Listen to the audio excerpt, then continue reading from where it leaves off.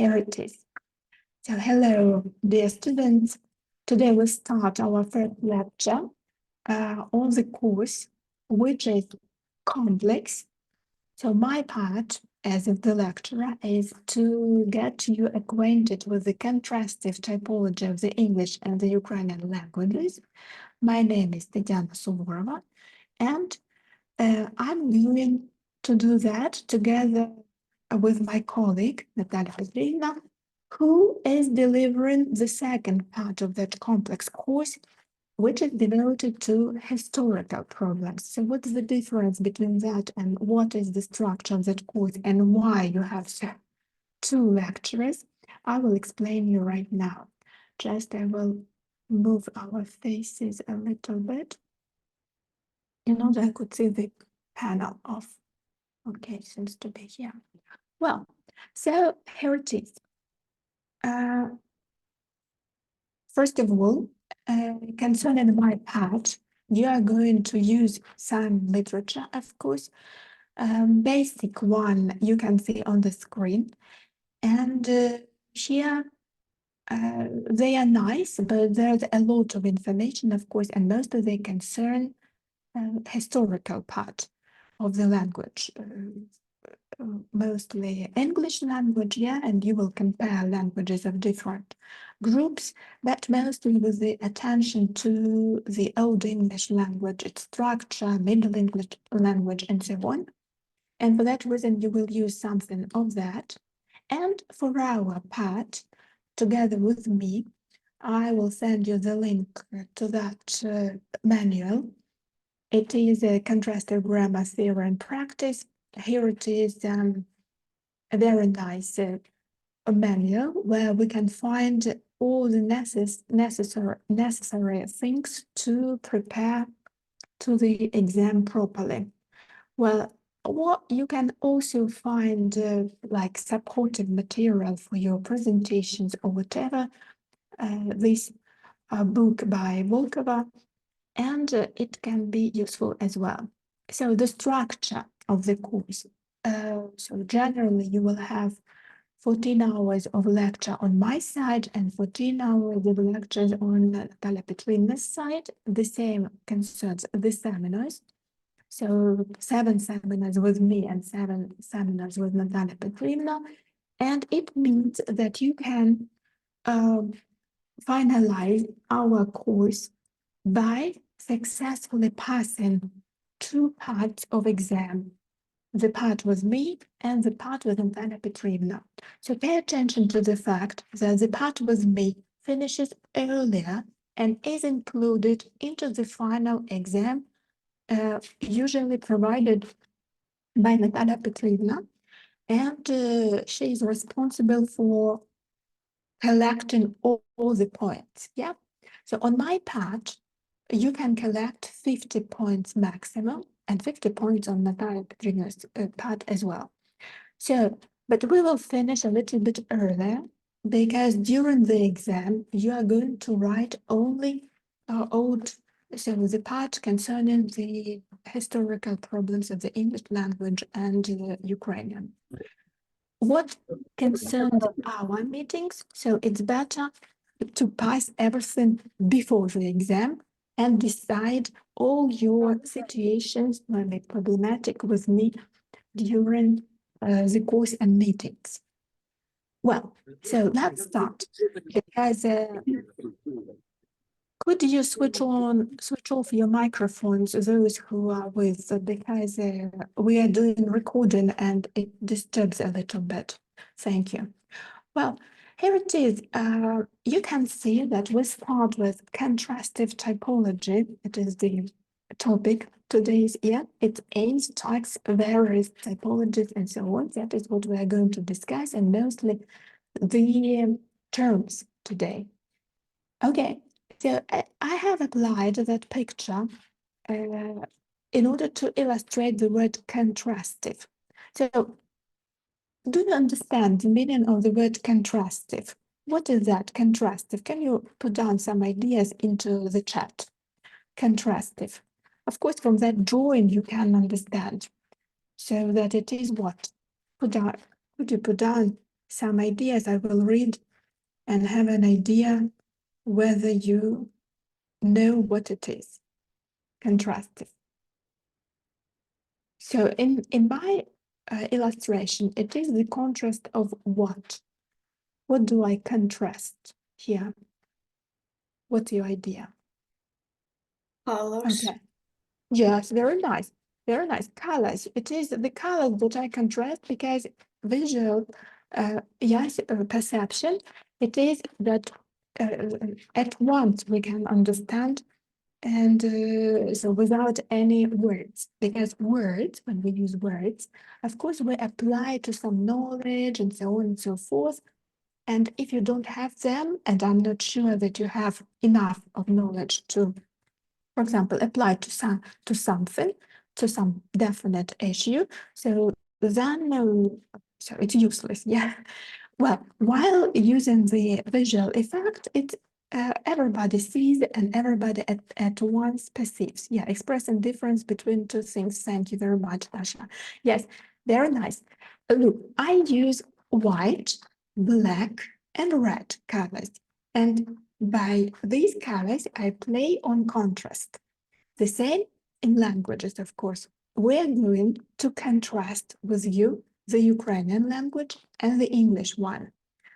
But what does it mean to contrast? Yeah, so what is this contrastive? And in particular, we're going to contrast grammar. Well, so today, let's have a look what we're going to do. First of all, we should discuss what's the cause, yeah?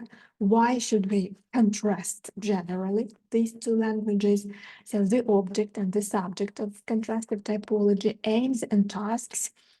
Well, then typological constants and contrastive typology. So what is the connection between the main branches of typological investigation, correlation between the languages, and thus, if we speak about correlation, that is how they are connected between each other, then we should speak about some types of the language, type of the language and language type. So it is a little bit different because when we speak about the type of language, it means that we speak about some group existing, and we refer this language according to some features to some group. And the language type, it's already generic, meaning like already we know, like a constant, yeah, what it is. And the typicalities in language. Okay, let's move. So here it is, guys. Do you like the sea, the beach, and so on? What do you think? Have a look. Do you hear the sound? I don't know, something happened to my sound. I'm very sorry, really. I can't find. Today I spent all morning looking for the settings where this sound isolation should be switched off. I don't know, because my son used my computer for his online course and switched on something, and now you can't hear properly the sound. Okay, I will ask him to fix that, but okay, now he's at school and I can't do that. And I don't know if you know where this is to switch off. Tell me, please, or you could write into the chat in order I could fix this problem. But generally, have a look at this video. Do you like it? Put down into the chat. Plus, if you like, if you don't, minus. Okay. So put down. Yes. Okay. I see that you like me too. Well, today we are going to speak a little bit about the beaches. You know why? I will tell you why. So here it is. Thank you, guys. I see. Okay, you don't like. Okay, Anya. So what's up? You are not sea lava. Okay, so sometimes it happens. Maybe you are not in a good mood today because, okay, so if I don't have my cup of coffee with me, I'm not in a good mood. Okay.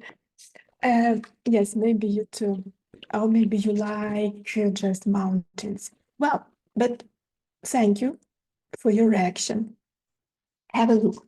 What we are going to do today with these beaches. So the beaches can be different. You can see it clearly, and maybe you have experienced even visiting some beaches, yeah, and you know the difference between the feelings that you have from such type of sand, such type of the beach, such type and so on. They can be of different colors as well. So if you haven't experienced them, maybe you have watched in some films, videos, and so on and so forth.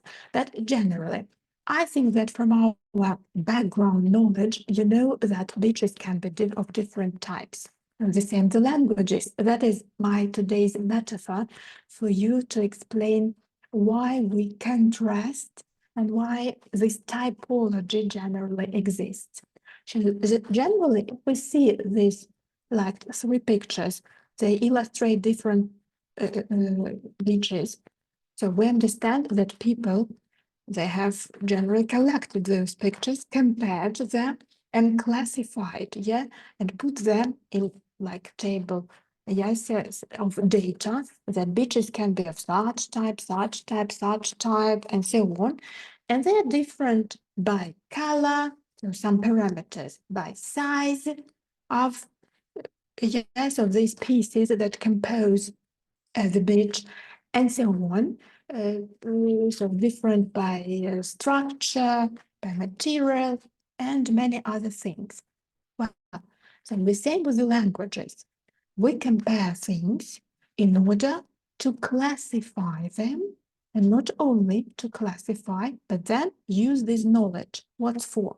So generally, I think that it's not great news nowadays that everybody uses English. Yeah, so it's vitally important to have some language of international communication between people, between businesses, between political institutions, and so on. So we all should have some common language. But nevertheless, we're all of different cultures, of different nationalities, of different families, and different values.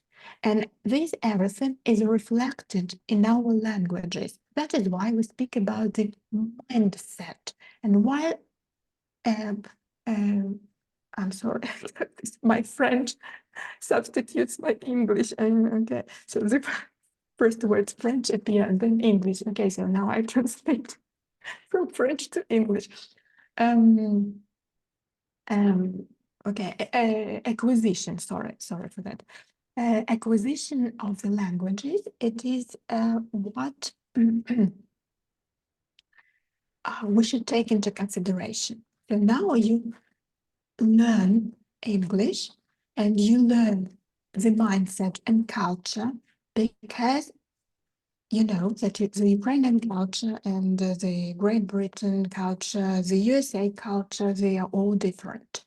And we cannot just take this sound and purely describe, for example, this beach of stones. Yeah, we cannot. We should find some equivalence. Yeah, that is the beach, and that is the beach. But they are different. They have some common functions and they have some different functions. And in order to, for example, if you are an artist and you want to make a great painting, and you think about some technique to present the beach, yeah? So then, of course, the techniques can be similar for this type of sand and for this type of sand, but generally, the result should be different. So thus you find some using one and the same technique, for example, translating.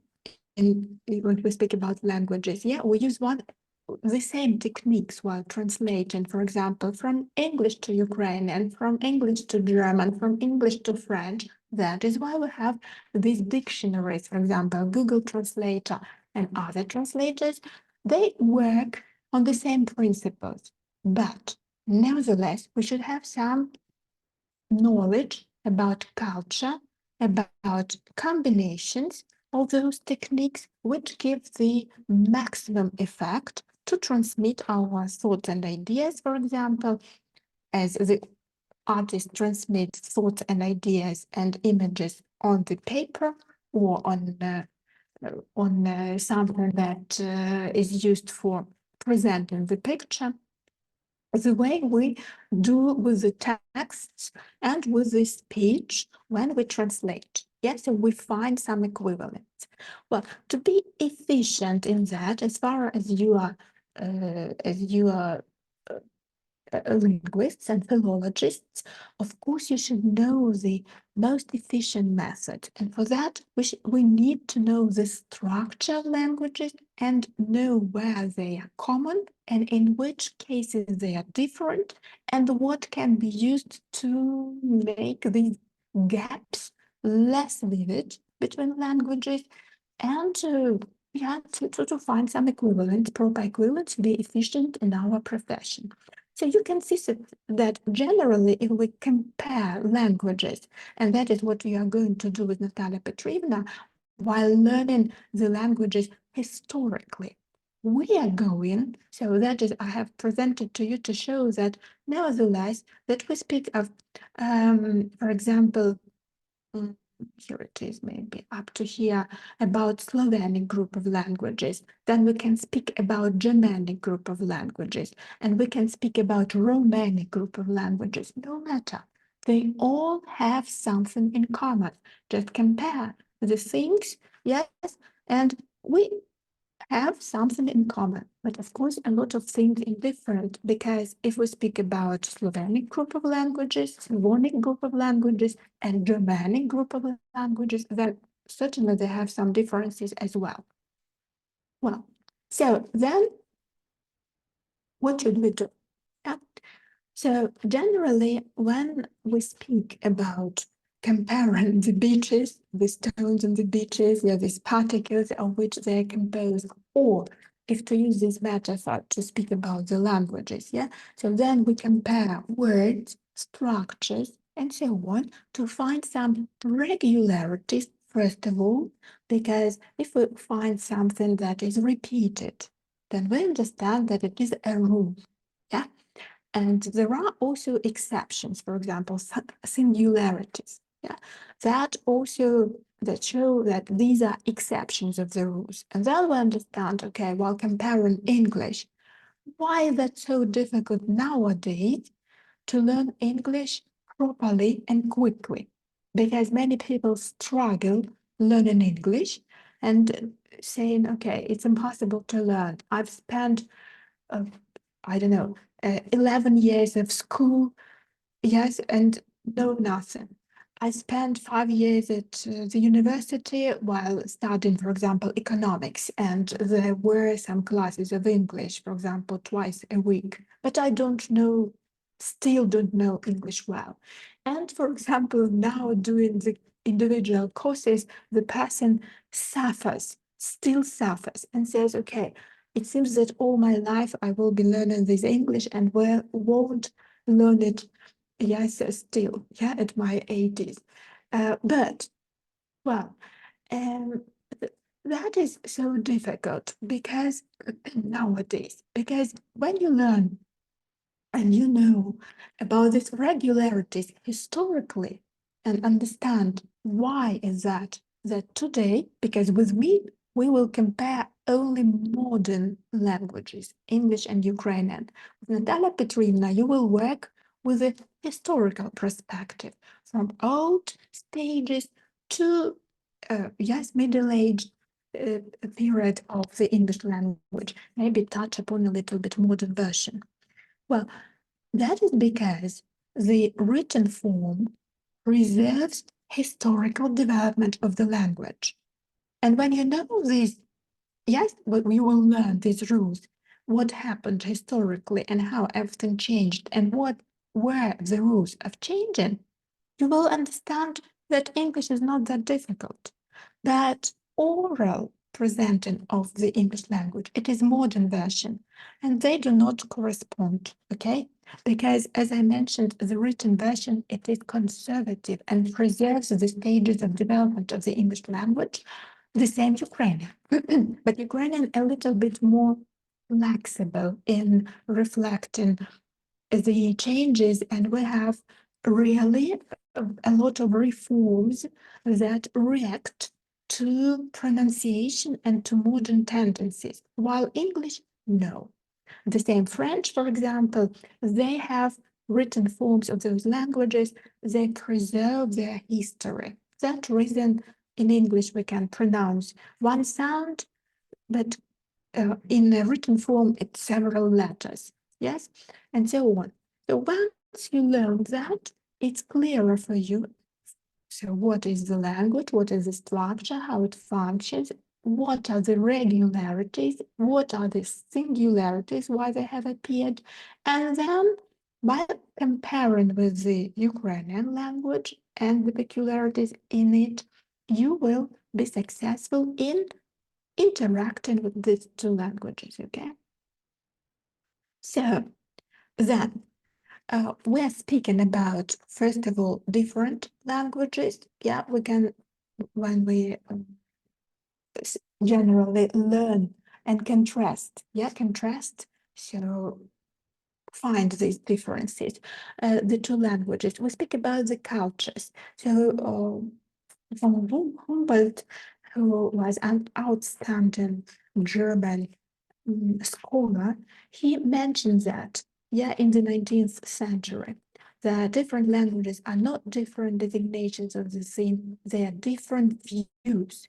That is why we speak about the mindset, mentality, yeah? So it is different. For example, I will explain you a little bit. In English, while learning the nouns, we will come across the topic that no noun is used without article. We should use an article with all nouns in the English language. It's obligatory. And this obligation to choose the indefinite article, the definite article, or zero article, so implies the discipline to, yes, so people are disciplined. While in Ukrainian, we don't have any articles and we are not that disciplined in our everyday life. So if we speak about, for example, the deadlines, so for the European countries and the languages which contain the articles, for example, French, English, German, they are very obligatory, they are strict in their deadlines, and if it is mentioned that tomorrow is a deadline, it means that tomorrow is a deadline. Nothing is possible after tomorrow. For Ukrainian, okay, you know that if a teacher says you that the deadline is on Monday, you understand, okay, you can try on Tuesday and even Friday and even next Monday and even in a month next Monday. You see, you can write to the teacher, give some proper explanations, and the teacher more often will meet your yes requests and will try to find the way out of your situation and help you. While in for example, European university, it's impossible. It's the second year of your course, only that way, nothing more. So just students even won't try to do that if they have missed their deadline. So that's clear that that's all for them. They should take another course next year, okay? So that is why it's very important to compare languages and to find out these peculiarities in order to understand not only language, but the culture as well. And of course, then your behavior will be more efficient also in translating languages and in communicating with the representatives, for example, of the English culture. Okay, so let's have a look, for example, at some peculiarities of naming, the objects of reality. Spy hole, вічко, yeah? So then, bread maker, годувальник. To take a bus, сідати на автобус. So you see, so the difference even in the actions, the way you name the scene, yes? So what is important for one culture and what is important for the other? To lie in the sun, загорати. Sweetheart, коханий, кохана. So different nominative units that participate in expressing one and the same thing. Brown bread, чорний хліб. yeah, granulated sugar, цукор, песок. So difference. Eggplant, baklajan. So maybe in English more often used the French version of that. Yes, vegetable, but also eggplant exists. So then, of course, we should take into consideration the modern tendencies. It's out of the question that we should know about that. And while contrasting the languages, we will speak also about that, and that will help us also to be efficient in our not only communication further, yes, of course, but in your professional field. Well, so here it is. We speak about the attractive areas of today's linguistics. For example, we can speak about blogging, because now it is the tendency to have a blog and to present your life or to present your professional life, I mean, not only private life, yeah. So through blogging. So then we should be efficient in, for example, laying out the ideas originally and so on. But we should also pay attention to the fact that if we use the English language and it is the language of the international communication, then more often we should speak about some violations in the language, because people of different cultures using the English language influence, yes, the development and the structure of the English language. In which manner? In the manner that the more people make some structure popular or make some mistake, for example, from the viewpoint of English grammar, classical English grammar, British English grammar, yeah, for example.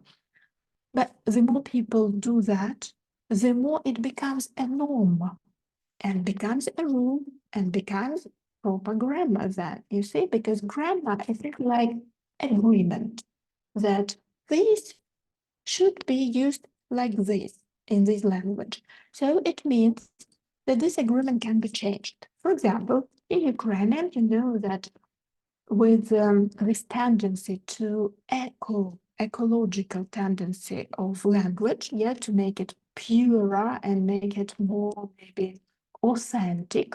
So there is a tendency, or maybe the second version of spelling in Ukrainian, this Greek F is changed into T. For example, cathedra into cathedra, Афины into Athene, and so on. Yeah. So that means that the rules, the norms have been changed because somebody agreed. So then the society should learn these new rules and apply into the usage, into the practice. So we should learn also these tendencies because, as I mentioned, this blogging, these new tendencies, they are influential for the structure of the language and grammar of the language. Yeah. Okay. So then, here it is. While speaking about our subject, we can speak about linguistic typology, historical and comparative linguistics, and contrastive typology. You'll find out the way, yes, to these all terms. So, generally, when we speak about linguistic typology, so we take any language, as many as you want, no matter how many. Everything started in the 19th century with the opening and discovery of Sanskrit. And when people, yes, it was the German school and the English school of scholars, they found out that there are some similarities between this old Sanskrit language, which was found in India, with European languages, yeah? So while comparing this, they understood that languages can be somehow connected to this old language, all languages, yeah, European. And then we speak about Indo-European group of languages. Within this group, we can divide Romanic group, yes, Slovenic group, Germanic group, and so on, but they all have common root, this Sanskrit language. So then, when we speak about historical and comparative linguistics, it means that we compare old periods of languages, yeah, for example, Old English with Old Ukrainian, with Old, I don't know, with Gothic language, which is considered to be the common for English and the German languages, yes, the Gothic, more earlier. So with my students, oh yeah, what's that? Okay, with my students, when I delivered that part of the course, my students could read in Gothic language, which is dead now, but it's very specific, and they could find out the common features in Ukrainian, for example, zeleny, and in English, yellow, for example, and in the German. Okay, so we compared these parts, and it was very interesting for them. Well, so that is historical part. Then comparative linguistics in general about comparison, no matter historical period of languages, modern, or maybe through history, 2 languages, 3, and so on. So general about finding some differences and similarities. And contrastive typology, that is what we are going to do. It is to find out isomorphic and allomorphic features and to imply them into the practice, okay? So that is what we are going to do. Thus, linguistic typology, the subject, it is the classification of the main and essential features of language. So first of all, we find these differences, peculiarities, similarities, and we classify them. For example, the noun. All languages have the noun. Okay, we have put the column the noun, all languages. Then the verb. Okay, all languages as well. The article. Okay, some of them we put marks, which, okay? So we classified the languages, described them, pointed out the essential features. Then we can see, okay, this group of languages, they have nearly everything in common. Let it be one group of languages. This group of languages, they have something in common. Let's name them in such a manner, okay? So you see how it works. Then, relating to linguistic regularities, of course, we should find the rules. So that is so difficult to speak about dead languages. And when you hear that the scientists, the linguists, they can read, for example, some hieroglyphs and so on, very old period of culture development, for example, Chinese culture, Japanese, and so on, or for example, Egyptian culture. So it means that they have found some regularities by comparing things and have found these rules which should work. Yes, and then they were able to read something, to reconstruct some senses. Well, so linguistic typology.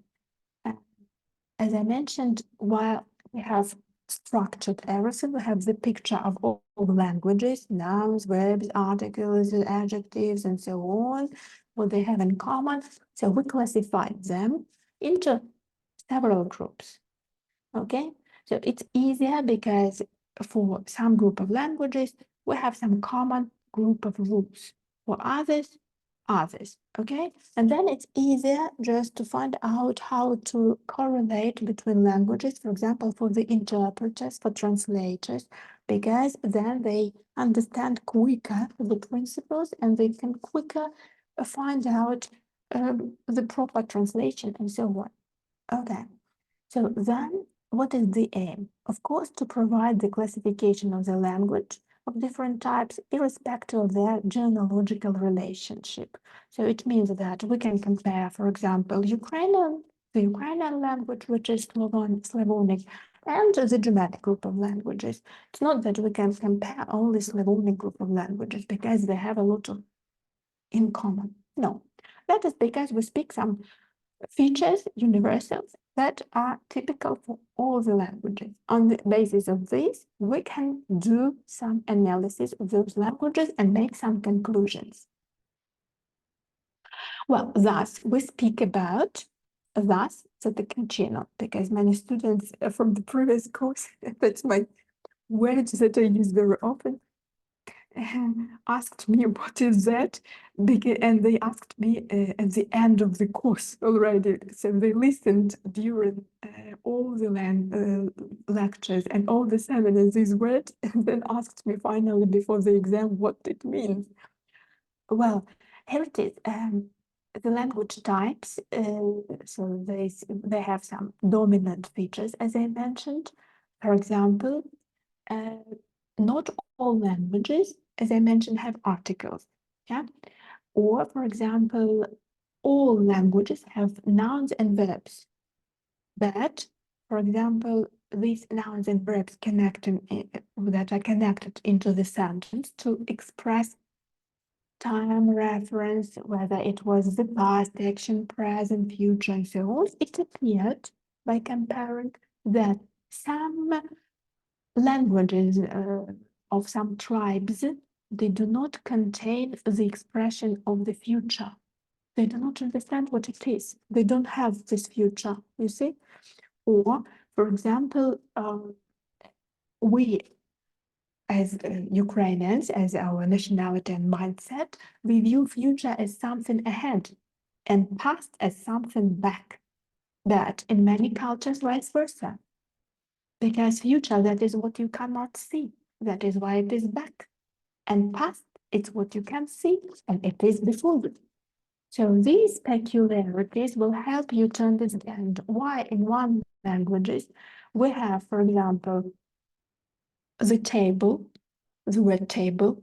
In Ukrainian, it's masculine, for example, and in French, it's feminine. And why? And in English, it's neutral. Why? Why is that so? That is because, and why in English we write I with the capital letter O. Do you know why? Because for English people, for mindset of the English people, it is the center of the world. You see? Well, for us, it's not. It's not the center of the world. That is why we spell it with the regular letter, but we use we with the capital letter when we respect the person. We want to show the respect. Yeah. So that is because it's not that important in Ukrainian culture, you see, and other people, and vice versa. That is why we speak about the cultures that are individualistic and collective. Okay. Well, let's move. For example, also just to illustrate how we differentiate, because I give you just examples of Ukrainian and English, that is because these are the main languages we are going to compare, but to show you that how other languages are classified, yeah, according to which principle. So you can see on this slide the examples, and I wanted to tell you that I do not lay out all the material deliberately, because when it's not difficult for you to understand and to find out the information, it's better that you prepare your presentation, your report, for example, about different types of languages existing in the world, because it's not difficult. You can find on YouTube, you can find on TikTok, you can find on Instagram, on presentations on, yes, in the internet, and present some interesting material and obtain some proper points, okay? So that is what I recommend you, and that is why I don't stop a lot on differences of languages. I would like to hear that, and other students will hear that from you during our meetings in the seminars. Well, so what is the object? So we speak about the subject, so to find out the differences and to classify the languages in order to easily deal with the languages in our practice. For example, when we know the structure of the language, it's easier to learn the language. And when we know the structure of the language, it's easier to translate from this language to another. And many translators and interpreters, they struggle, for example, with this gender peculiarities. For example, while translating the poems, from the German, where we have, for example, also the feminine, masculine, and neuter genders, and Ukrainian, and there is not correspondence between the genders of the words. Yeah, for example, that poem, very famous, about Sosna, and in German it's masculine, yes, and in Ukrainian it's feminine, but there's about love between the trees, yes, and we cannot translate it properly into Ukrainian because in Ukrainian it's feminine and we need masculine, so that is a problem which should be regulated with the help of this knowledge. So what is then the object? Of course, the object may be a separate language feature or phenomena. So generally, we can describe, for example, the Ukrainian language, and that is what you see in the content to the Ukrainian language grammar. So we can see the noun and some, for example, the gender, the case, what else? The function of the noun, then the verb, and so on. So we see the structure. That is because some scientists, they have already made the analysis of this language, the Ukrainian, and structured already for us for better learning and better using our native language. The same is done for the English one. Okay, so that is the first purpose, of course, to find the peculiarities, regularities, and to describe the language. Then, of course, genealogically, we should find the sisters and brothers of that language in order generally also quicker and easier understand the connections, correlations, and so on. And of course, for that reason, we need to know history, a little bit geography, and so on. So in correlation with other subjects, we should work. Then separate featured language units or phenomena for example, those languages that we compare or with dead languages, if we refer to. So why do we refer to the dead languages? Because they show generally why language dies. Language dies when there is no society who speaks this language. When the society is destroyed, yes, so then the language disappears and becomes dead. So that's what happened, for example, with the Latin or with the Gothic language. So the nationality disappeared, yes, that group of people, bearers of culture, of this culture, they disappeared, and that's all. That stopped. You see, that is how languages die. But they preserve the historical stages and facts that we can use to compare with modern languages or with other languages of the same historical period and find out some also regularities and peculiarities and rules. So through another language, we can find out something about this language. Well, and then, of course, we can speak about language or languages together. We can describe them, lay out this information. Okay, so then we move. We have some stages of typological investigation. So when we speak, and we will start with each topic we will start with a description of some main isomorphic and main allomorphic features, that is what is common and what is different. Isomorphic, it's common. Allomorphic, it's different, okay?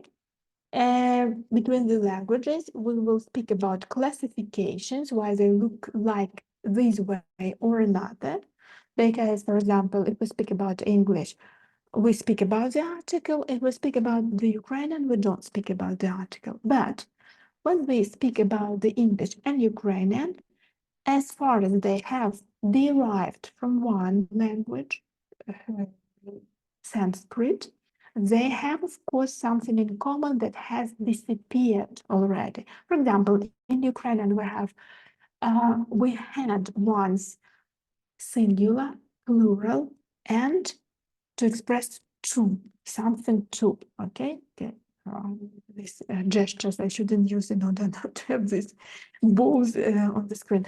Well, the same in English. We have such word both advice, which means only two people, or neither advice also mean only two people and refer only to two people.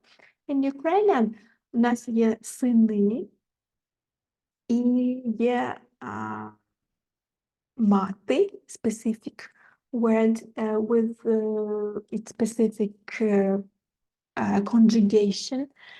And we have the word обидва, обидвоє, specific ending, which is not typical now for modern Ukrainian. These are preservations of the early period, and they show and demonstrate that these two languages, they derived from one language earlier. They were connected together by some, because of this peculiarity that we can find out while comparing. Okay, so let's move further. Historical and comparative linguistics, as part they laid out for you. So we speak here about parent language that was common and gave birth to maybe different languages and daughter languages. So for example, we can speak about Gothic language for the group of German languages. And by comparing through Gothic language, we understand why, for example, mother, Mutter, in German, and Mati, it's the same. And why? What is the rule? So while comparing this, we find the rule so that in this group of languages, this sound changed in this sound. For example, there are often that Y, which was earlier changed in one languages into R, and in other languages into Z.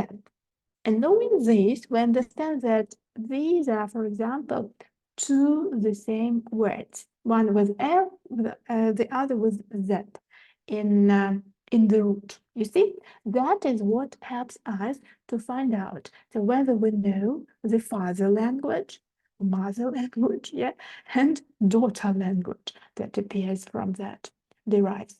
Okay, so what else? What else we can say here? That we, as in any investigation, as in any classification, we should do some analysis. And of course, we use some methods of comparison, so that we put together group of words and we compare them. And for example, we can see that this group of words, they have the end in "a". So we consider them to be one group of nouns, the feminine gender in the Ukrainian language, okay? So this group of words, they have the end in "s", while changing singular into plural. Okay, so we consider, okay, it is the plural of the noun. Okay, so that is how it works. We contrast, and then we can see that, for example, the plural in English can be "s", can be zero, fruit, can be en, brother, child, children, and this is the same. And in Ukrainian, we also have group of endings which express plurality, but a lot, there are a lot of them because we have also cases, відмінки, so that is why it's very difficult to speak about all of them, while in English it's easier. Well, and by contrasting, we establish the structural types of the contrasting languages. That is what I gave you the example, that in English we have fewer endings, S, E, N, what else, zero, and in Ukrainian a lot. Why? Because these are two different types of languages. The English language, it is analytical language, where we do not use endings for communicating the meaning grammatical, but we use word order. That is why it's so important to know that first it goes subject, then verb, then object, and no way another in English, And in Ukrainian, it's more flexible. Of course, we also have some structure of the sentence in order to sound nicely, yeah? But we can, of course, violate, put mostly in any place the words, and we understand what is meant. It doesn't mean that it would sound nicely, it would sound awkwardly, but we could understand. Why? Because we have the endings, which play the main role in expressing grammatical relations between words. So, for example, if I say to you notebook and book note, you see? So these are two nouns and they express absolutely different meaning in English. Why? Because they have different positions. While in Ukrainian, if I say, for example, notebook, записна книжка, і книжка записна, okay, that's the same, you see? Nothing changes greatly in our mind. Yeah, it's preferable to say записна книжка rather than книжка записна. That is what I mentioned to you, that we also have some word order, but we understand, even if we violate a little bit, yeah? So while in English, no, it's absolutely different meaning, because if we have two nouns together in English, so the noun which is in preposition performs the function of the adjective, and which is in postposition is the main noun. While in Ukrainian, no, noun it's noun, adjective it's adjective, they have their own functions, and we express correlations with the help of endings between them. So that also helps us to do. And you have to understand everything. Then, apart from linguistic typology, contrastive typology may equally treat common features only as well as a divergent phenomena. So we can pay attention only to what is common. For example, in English we have nouns. In Ukrainian we have nouns. In English we have the category of gender. In Ukrainian we have the category of gender. Then when we compare them, we understand that they are absolutely different, because in English, the category of gender, so he or she, refers only to people. And the rest of the world, that is, yes, in the mind of English people, the rest of the world, it's not important. Only people. And I, in the center of that world, yes, that's what matters. The rest, it's it. Okay? Yeah, there are some exceptions, yes, not without that, but mostly, yeah, in general terms. While in Ukrainian, still, це він, ми поважаємо, що це він, крісло, це воно, так собі, так, диван, це він, поважаємо, так що то в нас є чашка, вона, поважаємо, звичайно, як жінку, and so on. So you see, so we give this peculiar feature. That is why we are so emotional, maybe more emotional, and our language contains all these suffixes, ніченька, там, ніжна, така, там, мова солов'їна, and so on. And you cannot express this in English, because there is no such suffixes, you see? So you should find some other ways. You should find, не можна сказати, ніч, яка місячна, ніжна, зоряна, от немає цього зоряна і зоряна, нема. So how should we deal?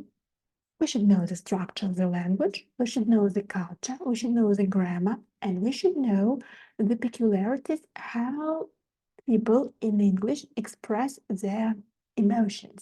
And you will find out then why the English dictionary is much, much bigger than the Ukrainian. Why?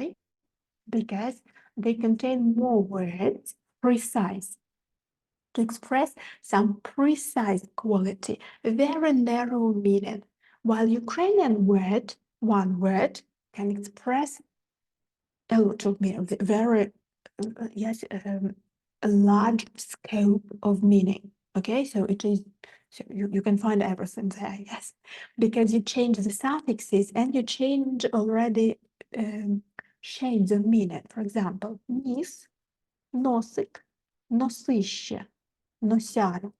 You see? So we don't have this in English. Yes, we have some other words. We have some other words, not suffixes. So that is while we compare things, we understand that it's not that one language is worse and the other is better. No, that is just about the different ways to express these meanings. And sometimes we cannot find the equivalence. That is because the language, it is the bearer of the culture, not just, yes, isomorphic, allomorphic features, something in common, something different. There can be a lot of indifferent for one reason, because in this culture, something doesn't exist, some phenomenon doesn't exist. And in other culture, it exists. For example, in the language of northern people, you will find out the name of the color or the name of snow, around 50 different names. Just imagine 50 different names of snow. For us, snow, it's snow, just snow. You see, it's white. Okay, white snow. Okay, I don't know, white snow sparkling, maybe. That's all, but not 50 names of snow. That is for us because it's not that important as for northern people, where their life depends on the kind of snow they have today. You see? Well, and that is, yeah, of course, that is the struggle for translators to find the equivalent. Yeah, maybe just to explain or just borrow like espresso from Italian, not to invent some other word. Yes, just to use espresso as that's all. And then Italians will suffer about your pronouncing espresso or espresso. Yes, and paying attention to that fact because it irritates greatly. Well, it's also about peculiarities of borrowing and about the reflecting in the structure of other languages, the native peculiarities that we cannot translate, and we take them just from that culture. So the same is in Ukrainian, the same is in English, yes, and of course we should speak also about that. Well, and interference of language, that is what I mentioned to you, that sometimes we cannot find equivalent and we should take together, yes, this construction, but sometimes not fully, like I explained you, espresso, and in some languages people just use espresso. It's also correct because generally it is express coffee, quick coffee, yeah. So in English it should be also espresso because it's quick coffee, but as far as it's taken from Italian, they try to preserve this pronunciation, though writing, yes, also expressing in writing. But for example, to compare things, for example, French people, they do not pronounce, they pronounce espresso and irritated a lot Italians with this pronunciation. That is because, okay, they like their French language and there is no the word espresso, there is espresso in it. Okay, so these peculiarities also influence our perception and our practice of other languages, yeah? Well, so have a look. We will a little bit of relaxation, yeah? Because a lot of these terms and so on and so forth about linguistic and comparison of languages. So why do we compare? Have a look.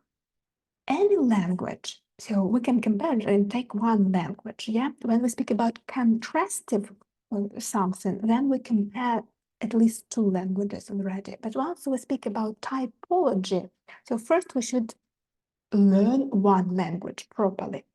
Yes, so when you learn properly, for example, English language, you can notice that words, they look like these stones. Some of them have something in common. For example, color, white or size, yeah, white. Let's say that these are nouns. And brown or darkish one, for example, verbs, yeah. And these green ones may be articles or adjectives, I don't know. So it depends, yeah, on language and our classification. But then, yes, when we just look in general terms, the language looks like the sea because we hear how it is used in culture. It's not just about nouns, verbs, articles, and so on. Yes, here it is, they are collected. It's about culture that covers all that. Yes, puts language into life and, of course, enriches with different shades of meaning and different structures. That is why we learned not just we can open the dictionary and learn all the words, but we cannot speak. We cannot speak never. Yes, because speaking, it's like the sea. It's activity that combines language, your experience. For example, my personal experience when I use language, I use specific words, not all of them. And by these words, by this structure, the way I combine them specifically and individually, you then recognize that it is Tatiana Suvorova and not, for example, Natalia Petrovna, yes, Bidnenko, and so on. You recognize, of course, here it is gestures, here it is pitch of the voice, and so on, a lot of factors. And it's like the sea. And now we are going with you to compare the two seas. You see, the Ukrainian and the English one. And not only find out grammar structures, it is essential, it's very important. Grammar is very important to know all this structure, but also a little bit of the surface of these waves and of this pleasantry of different cultures. Yeah. Okay. So then, just to illustrate you a little bit the difference, why is that important, vitally important? For example, if we speak about some terms that are used, yeah, in some practices. For example, people translate easy to understand nature, accuracy, and availability of the definition. You see, two scientists, they speak about some idea, common idea, but they word, that is what I mentioned to you about the sea. It is wording and connecting them together. And then you recognize the style already, yes? The style, this wavy sea, stormy sea, calm sea, that creates and gives you rest, peacefulness, or unrest, for example, yeah? And danger. So, and you compare easy to understand nature, clear concept, accuracy, and availability of the definition. I like this better one because for me as a scientist, yes, as far as I work in the scientific world, as a laboratory scientific, so for me it's better. It's more about the level of the person. Maybe, okay, maybe for the lecture, okay, where have I stopped? For the lecture for the students, easy to understand nature is more efficient term, you know? So that is, we will learn with you not only the structure. I want to tell you that it's about, finally, you will understand that you can use everything.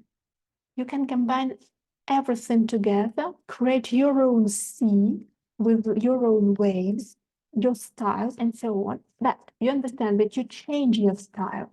So the way I prepare my lecture for the conference, or for example, for my colleagues, because we often deliver lectures for the colleagues. Well, certainly I will prepare a little bit different way of communicating than I have with you.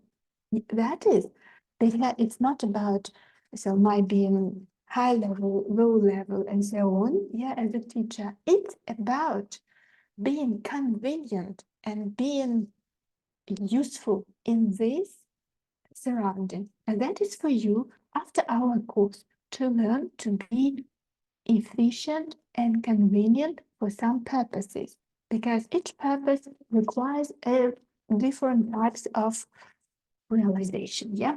So then by comparing these things, you will understand. Yeah, by the way, something is not translated. That is because some when we compare things with the student during our practice, we notice while comparing the fiction translated, for example, from English to Ukrainian, that there are abstracts that are not translated. Why?